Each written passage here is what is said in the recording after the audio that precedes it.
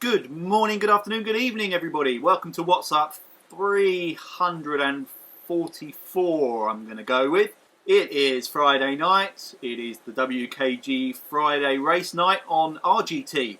And I've gone for something a little bit special, or I'm hoping it's going to be special, given that we have had to postpone our in real life NC 500 ride. I've picked the iconic Bealach hill climb for tonight's Magic Road route. It's set up as a race, but it's 17,000 degrees in here, and from the comments I've been reading, everyone's in the same boat. So this will pretty much be a gentle ride. I'm hoping the Magic Road has worked well, and I'm excited to experience Bealach in virtual reality to give me a bit of a taste of what to expect when we do it in real life next year. Looks like a really decent turnout, so thank you everybody. And we have 5 seconds until the race starts, so I'm going to start my legs. And we are go, go, go.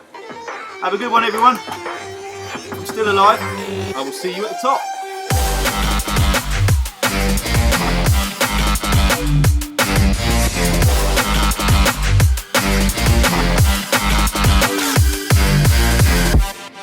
Oh, that's annoying.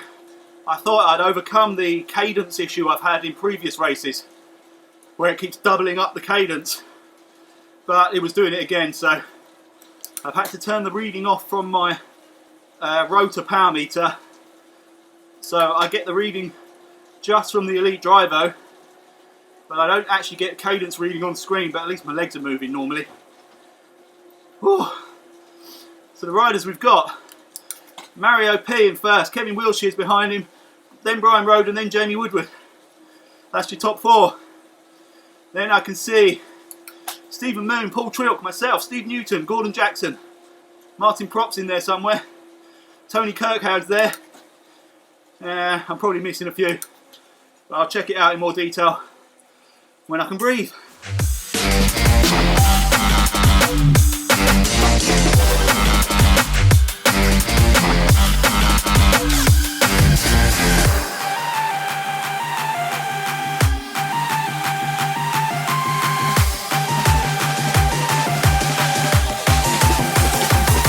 This is pretty savage, right from the get-go. It's going between sort of 5 and 10% up and down. I've got Martin Prop, Steve Newton in my wheel. Gordon Jackson, 113 metres ahead. Mario P now, 430 something.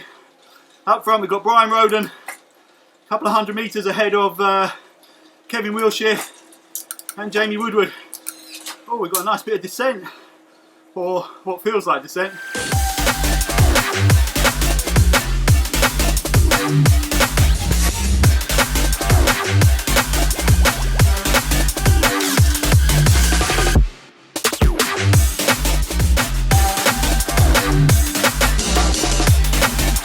Being goaded by Gordon Jackson. He's 60 kilometres ahead, sorry, 60 metres ahead. Telling me to come on, there's only 14 kilometres to go.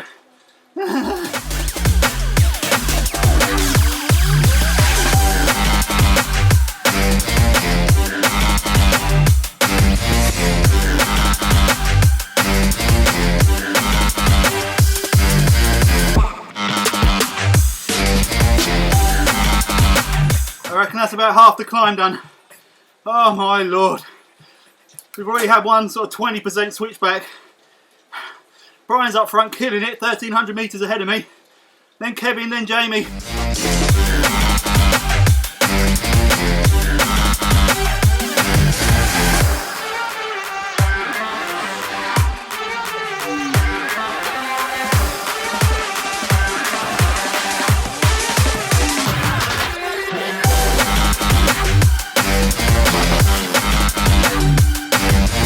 This is relentless, brutal torture. 15% at the moment. It's the up and down nature of it again. You can't find a rhythm. You can't just keep spinning.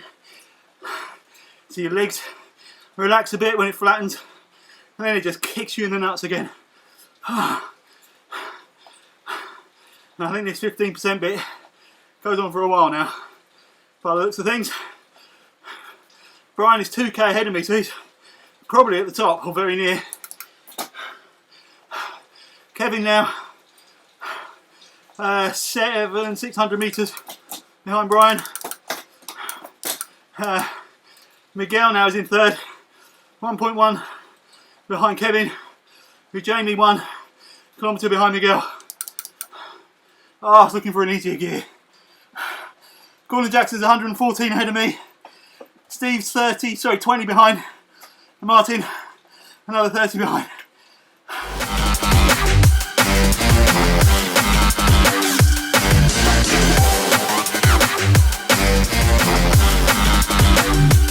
Yeah, Brian's over the top. Good man.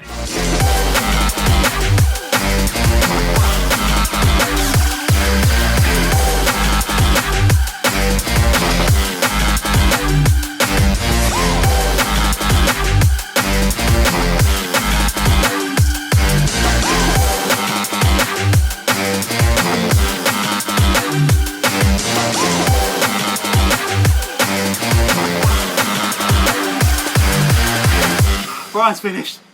Well done, man. By my reckoning, I've got about 700 odd metres to go to the top of the climb. Sorry for not talking much during it, but I'm sure you understand. Holy shite. This is... I'd rather do Alpe d'Huez, that's for sure.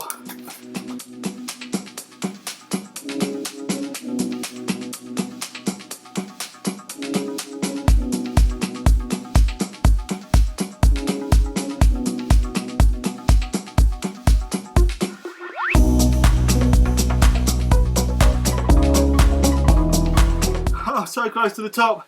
Gordon's over and flying away now. Brian's finished. I think Kevin's just about to finish.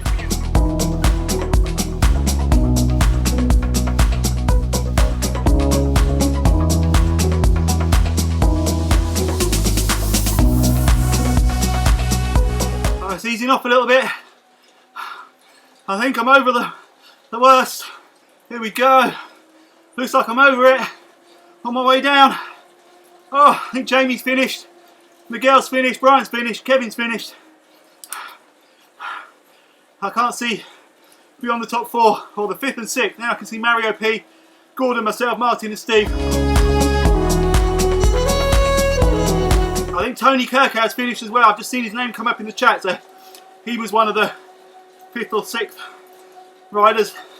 And maybe Paul Trilk as well. So well done you guys. Jamie Woodward saying he thought it was flat week. It was hillier than even I thought, I'll be honest with you. That is nasty. Sadly, what we're not getting are the absolutely breathtaking views that this part of the world gives you. Check out videos and photos of Bealach Nabar. Your mind will be blown.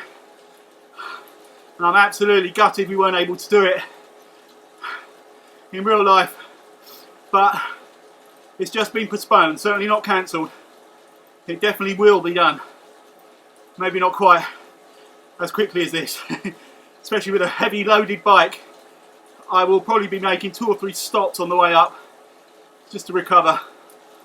I'll pretend I'm doing a photo shot or getting the drone out or something just to give my legs a rest.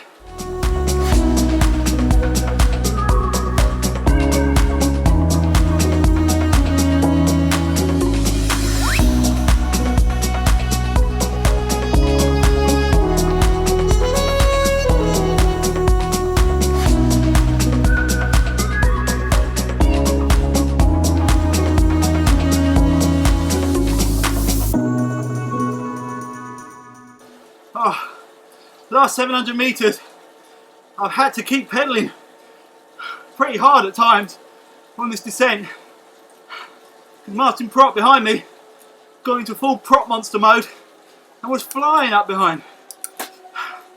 Luckily, I timed my effort just right, so I've stretched things out a little bit again, and now just 300 metres to go, so I should be okay. There's the banner. Oh,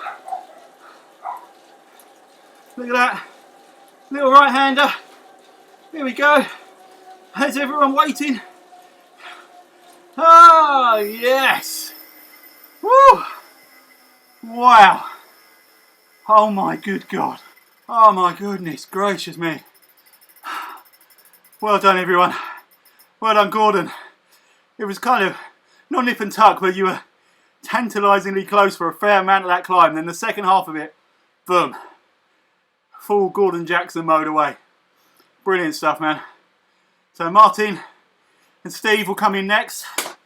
Oh, there's Martin there. Look, that's how close he got. Great job, man. Steve shouldn't be too far behind.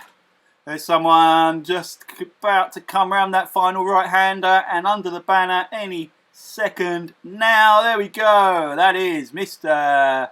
Is that Steve? I think it is. That's Steve Newton. Great stuff, dude. Stephen Moon's still going.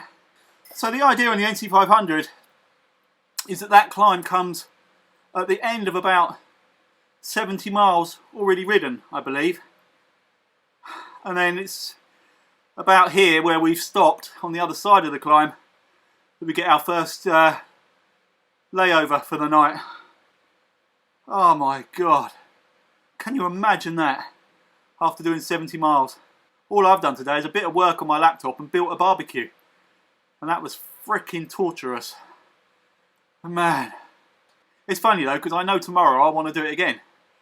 I suppose, is that the definition of type 2 fun? That you don't enjoy it at the time, but as soon as it's over, you want to get back on. Oh, who's just mentioned beer? Ah, I need a beer. I'm cutting down or possibly stopping alcohol altogether from Monday, June the 1st. Because that is when my intense training for the, I completely forget the name of the ride, it's like the CX South Downs cyclocross gravel race ride 100 miles with Paul Nichols and friends. So I'm trying to get myself in shape for that. So if I don't cut it out completely, I will certainly cut it down to maybe a couple of beers on a treat day every Friday or something like that. Monday's cat race, which is the third stage of this month's freeway, is also likely to be my last Zwift race for a little while. I do really enjoy Zwift racing, but the times that all the races are on is just the most perfect time for me to go out for an indoor ride, particularly with for an outdoor ride, particularly with the weather as it is. Dinner's done, everyone's in and doing their thing, the dog's taken care of, and those sort of early evenings are just beautiful times to ride around here. So I want to concentrate on building up my gravel miles again in preparation for this the ride on the 4th of July with Paul. So yeah, I will be cutting down my indoor riding quite considerably. Right, let's have a look, let's see where Mr. Moon is. Right, he's on his way down. He's up and over the top. Great stuff, Stephen. 10.9 kilometres in, so he's got 7 kilometres downhill to do. Annoyingly, you still have to pedal. It wasn't the nice free roll that I was hoping to have. I mean, maybe that's just because I was being chased by a prop monster. I hope I'm not jumping the gun, but I have a feeling a future update of RGT will bring the ability to click on and view other riders, and possibly even multiple riders. I've seen it on a version that John By The Way has been running on his streams, and it looks absolutely fantastic. Being able to have like a window-in-window view of another rider whilst watching yourself, or two separate riders, looks absolutely brilliant. So that would be really useful for situations like this, so I could actually watch Stephen Moon coming in, and I could have kept an eye on the front of the race whilst I was doing my thing. From a broadcasting and commentating point of view, it's absolutely brilliant. So please, RGT, roll that out as soon as you can for us. Okay, Mr. Moon is inside the final kilometre. I'm keeping an eye right up on that curve in the distance there to see if I can see a little dot rolling down the hill at high speed. Yeah, about 500 metres to go. Should see him any second. There he comes. Yay! Good job, man. Excellent stuff. I feel for you. I've always got more respect for the guys that it takes longer climbing than the Brian Road and Whippet type climbers. No offence, Brian, but you make these things look easy. For guys like me, that is a hard slog. Brilliant stuff. Right, guys, I am done. Thank you all so much for turning up. Not sure if that was a good or a bad idea, that route, but like I say, I'll probably want to do it again tomorrow. Anyway, thanks very much for watching. The next vlog will either be Emma's ride number 5, I think it will be, or I am doing a super vlog after Monday's cat race, which is a combination of all 3 stages and the results. So I hope to see you all soon.